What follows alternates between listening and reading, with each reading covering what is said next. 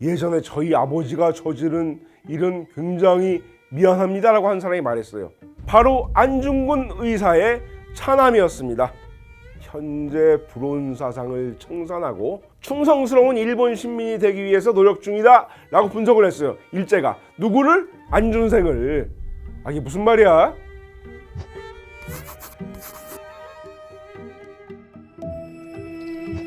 안녕하세요. 유석재 조선일보 역사문화 전문기자입니다. 우리가 어렸을 때 읽었던 모든 위인전에는 절대로 실리지 않는 에피소드가 늘 있게 마련입니다. 예를 들어서 황희정승의 위인전에는 그때 아주 조선을 발칵 뒤흔들어 놓았던 친구 아내와의 스캔들, 이런 게 전혀 실리지 않았죠. 어린이용 위인전에는. 안중근 의사의 위인전에도 절대 실리지 않는 내용이 있습니다. 그 안중근 의사가 순국한 다음의 얘기입니다. 그 아들이 나중에 과연 어떻게 됐는가? 세상을 떠들썩하게 하고 온 국민을 분노케 한 이 사람이 그냥 나는 평범한 삶을 살고 싶다 이런 건 아니었는지 의심이 가는 대목입니다. 1939년 10월 16일 오후 5시 서울의 조선호텔에선 참으로 기묘한 회견식이 열렸습니다. 예전에 저희 아버지가 저지른 일은 굉장히 미안합니다라고 한 사람이 말했어요. 아무도 생각하지 못했던 두 사람이 대면했습니다. 한 명은 일본 광업회사의 사장인 54세의 이토 분키치 남작. 대한제국의 초대 통감을 지냈고 1909년 하얼빈역에서 안중근 의사에게 사살됐던 이토 히로부미의 혼외자였습니다.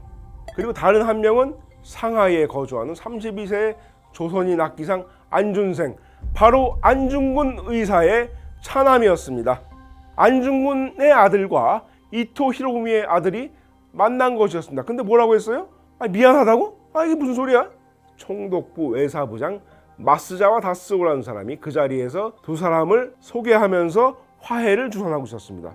안준생이 옛날에 우리 아버지가 저지른 일에 대해 사과한다고 하니까 이토 분키치는 빙긋이 웃으면서 선친이 죽은 지 30년 만에 양편 아들끼리 이제 서로 만난 것은 꿈에도 생각지 못한 일입니다.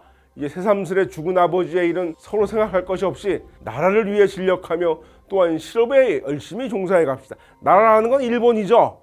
총독부는 이 두 사람이 만난 것을 우연한 일이라고 설명했습니다. 안준생이 마침 상하이에서 온 실업실찰단에 참여하느라 경성, 서울에 와 있었던 것이고, 분키치는 회사 일로 볼 일이 있어서 경성에 왔는데 마침 이 사실을 한 총독부가 두 사람이 만나는 자리를 주선했다. 이런 얘기인데 그랬을 리가 없죠. 우연은 무슨. 자, 1937년 중일전쟁이 발발하고 1938년 11월 일본군이 상하이를 점령합니다. 자, 일본의 소나기에 들어온 상하이에서 친일 성향인 조선인을 뽑아서 산업시찰관이라는 이름으로 고국을 방문하도록 했어요. 이 공작을 맡았던 사람이 총독부 외사부장 마스자와였습니다. 상하이에 5년 이상 거주해온 조선인을 대상으로 황국 신민을 각성하기 위해서 시찰단을 만들겠다, 이런 계획인데, 안중근의 사위 황일천과 안중근의 아들인 안준생도 그 안에 있었습니다. 현재 불온사상을 청산하고 충성스러운 일본 시민이 되기 위해서 노력 중이다 라고 분석을 했어요. 일제가 누구를? 안준생을. 이게 무슨 말이야? 특별 경호하도록 조치를 했습니다. 마침 1909년 10월 안중근이 이토 히로부미를 저격한 지 30주년이 된 시점이었어요. 때 맞춰서 이제 이토 분키치를 경성에 오도록 해서 만나기만 하면 되는 거죠. 이 계획이 실행됐습니다. 그대로 안준생은 부친 안중근 의사의 의거 2회 전인 1907년에 황해도 해주에서 태어났고, 그의 형인 안분도라고도 하고 안문생이라고도 합니다. 2살 차이였습니다. 그런데 분도는 1911년에 6살 때 길에서 누가 준 과자를 먹고 죽었습니다. 일제 밀정에 의한 독살을 수정하는 사람도 있습니다. 그러니까 안중근 아들은 안준생만 남은 거예요. 안준생은 가족과 함께 연해주와 북만주를 전전해 다니다가 1919년에 상하이의 프랑스 조교에서 지내게 됐습니다. 대학을 다니면서 항일운동 후원에 나서게 됐습니다. 윤봉길 의거가 일어난 이후에 임시정부는 상하이를 탈출했습니다.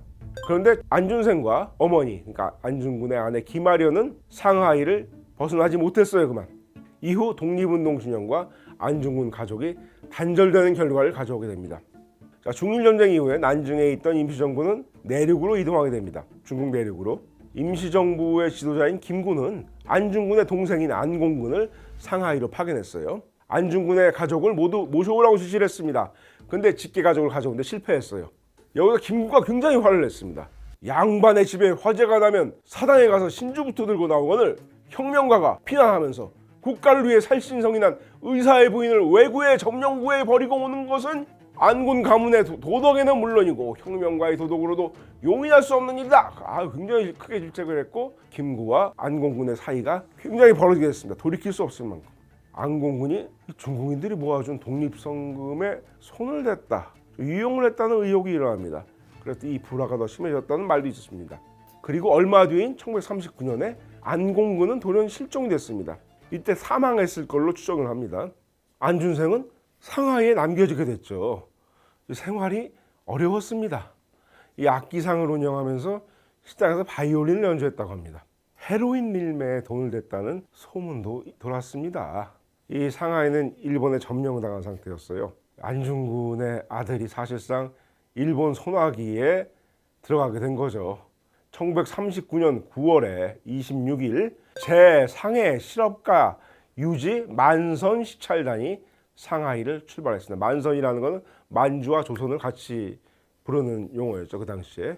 이들은 만주를 거쳐서 10월 7일 경성에 도착했습니다. 10월 9일 미나미시로 조선 총독과 면담하고 11일 평양에서 일정을 마쳤는데 안준생은 혼자서 13일 다시 경성으로 돌아왔습니다. 왜? 총독부의 공작이 이때부터 본격적으로 시작되는 것이기 때문이었습니다. 15일 오전에 안준생은 서울 장충동의 방문사를 방문했습니다. 이 절 이름의 박문, 이등박문의 그 박문입니다. 이토 히로부미의 이름을 딴 거예요. 일제가 만주사변을 일으킨 다음해인 1932년에 만주 경영의 선구자로 칭송된 이토 히로부미를 기리는 일본식 절을 지었던 겁니다. 해방 후에 이 절은 사라지고 그 자리에 신라 호텔이 들어섰습니다. 이날 방문사에서 안준생은 이토 히로부미와 안중근의 위패에 합장 공양한 뒤 이토궁의 명복을 빕니다, 이렇게 말했다는 겁니다.